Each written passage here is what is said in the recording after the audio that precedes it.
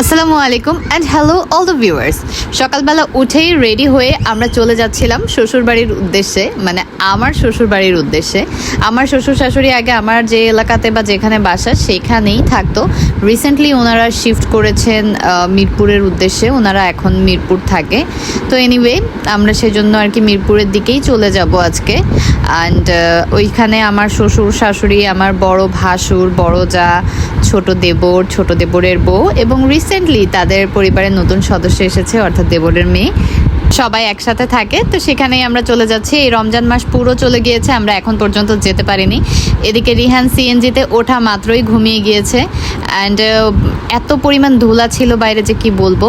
আমরা পৌঁছে গিয়েছি, পৌঁছেই আমরা একদম ডিরেক্ট চলে গিয়েছি ছোট্ট মামুনিটাকে দেখতে, কারণ যেদিন হয়েছে আমি শুধু তাকে সেদিনই দেখেছিলাম। এর মধ্যে অলমোস্ট 27 দিন চলে গিয়েছে, অথচ আমার সাথে তার দেখা হয়নি। তো আমি এই জন্য রুমে যেয়ে তাকে কোলে নিচ্ছিলাম। আমার কোলে নেওয়া দেখে তুহিনও সাহস করে বাবুকে কোলে নিয়ে নিল। নিউবর্ন বেবিদেরকে কিন্তু চাইলেও আসলে ছেলেরা কোলে নিতে পারে না। রিহানকে তুহিন কোলে নিয়েছিল দীর্ঘ 2 মাস পর, মানে ঘাড়টার যখন শক্ত হয়েছিল তারপর কোলে নিয়েছিল। তো যেহেতু ফার্স্ট টাইম একটা এক্সপিরিয়েন্স হয়ে গিয়েছে, সেকেন্ড টাইম আর কি তার ভাস্তিকে কোলে নেওয়ার সময় তার একটু সাহস জুগিয়েছে এবং সে তার ভাস্তিকে কোলে নিয়েছিল। আর মাশাআল্লাহ মামুনিটা দেখেন না কি সুন্দর করে ঘুমাচ্ছে।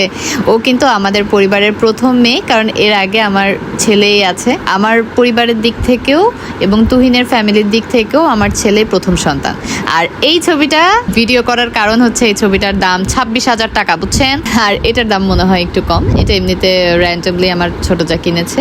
আর এটা হচ্ছে আমাদের বাবুর বালিশ। এই বালিশগুলো না ছোট ছোট পিলো, দেখতে এত কিউট লাগে। অ্যান্ড কে যেন এটা ভিডিও করছে, আমি এটা ভিডিও করিনি।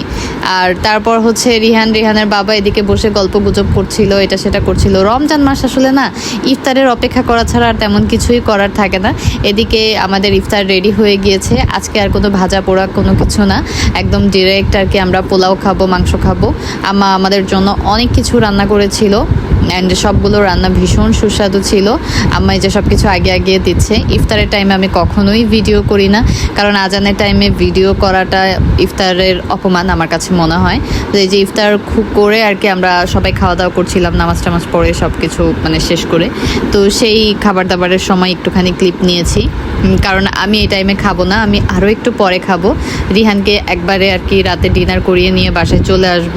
এর মাঝে কিন্তু রিহান একবার বাইরেও বের হয়েছিল, তার বড় চাচির সাথে সে শপিংয়ে বের হয়েছিল, সে শপিং করে নিয়ে এসেছে।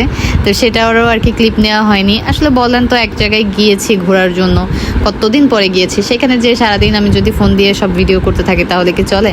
রিহানে যে শপিং করে জুতা কিনে নিয়ে এসেছে, সেই জুতা সে দেখাচ্ছে।